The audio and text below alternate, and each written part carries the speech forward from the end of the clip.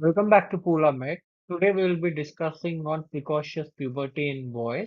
So let's proceed. Coming to definition, if a male child gets secondary sexual characters at the age below 9 years of age, then we call it as precocious puberty. And we have two types in this. One is central and the other is peripheral. Central also called gonadotropin dependent and peripheral called gonadotropin independent. Gonadotropin dependent is like most common form among the causes in central precocious puberty. We have idiopathic as most common cause, and then we have pop pneumonic, hypothalamic tumors, optic gliomas, and pineal tumors. And in hypothalamic tumors, it is associated with the Pallister Hall syndrome, and we have optic gliomas associated with neurofibromatosis type 1. Then other than this, we have CNS radiation as well as head trauma as the etiological causes for CPP.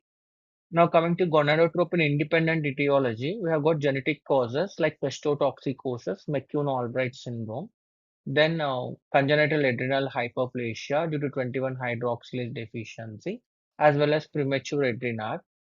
We have got white Gumbrach syndrome, that is because of hypothyroidism, the congenital one, and at last, it is leading cell tumor. Now, what are the clinical manifestations we are worried about is that is adult final height is going to be a short stature. That is because of early fusion of epiphysis seen with estrogen here actually. That is testosterone in excess will be converted to estrogen by aromatase, and this estrogen causes epiphyseal fusion. That is the problem. We also have got risky exploratory behaviors like sexual intercourse and substance abuse at a very early age. Risk of prostate cancer also increases. So once we decide that the person is actually having secondary sexual characters developing at much earlier age, then what is the next step to do is testicular size estimation, because it guides us on what investigations to be done next. So if it is a unilateral enlargement, probably it's a testicular tumor. And if it is a bilateral enlargement, we are going to see if it is very much enlarged, like greater than 8 ml volume. That is usually seen with central cause because the seminiferous tubules are under the influence of follicle stimulating hormone. This increases the testicular volume. And if it is bilaterally enlarged but less than 6 ml, then it is HCG tumor or testotoxicosis.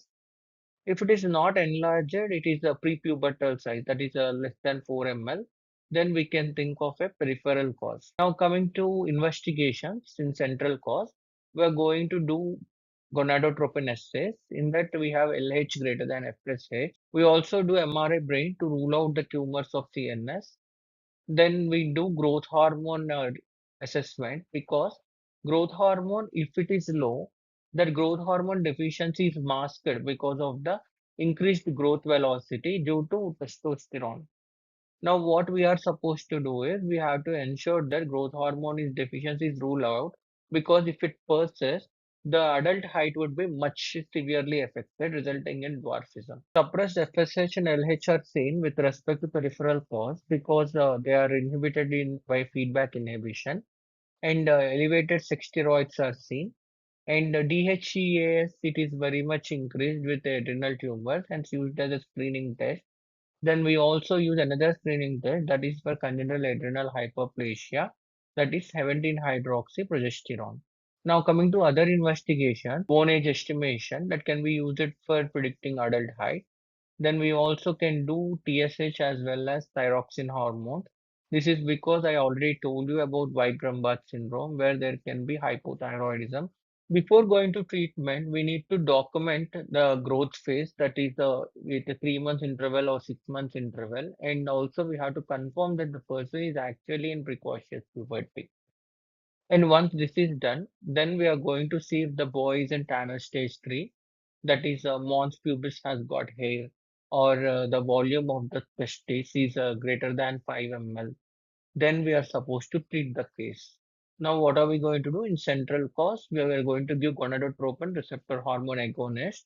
When it is given continuously as a long-acting formulation, then it causes suppression of gonadotropins. So, which is the one that is responsible for the precocious puberty. In peripheral cause, what we are going to do is we are going to give anti-androgens like a bicalutamide. Then other than that, we can give aromatase inhibitors. These things will ensure that estrogen is not formed. So they will delay the bone advancement. So the drugs we have is anastrozole and letrozole. Thank you very much. Do share, like, and comment, as well as subscribe the channel for more content.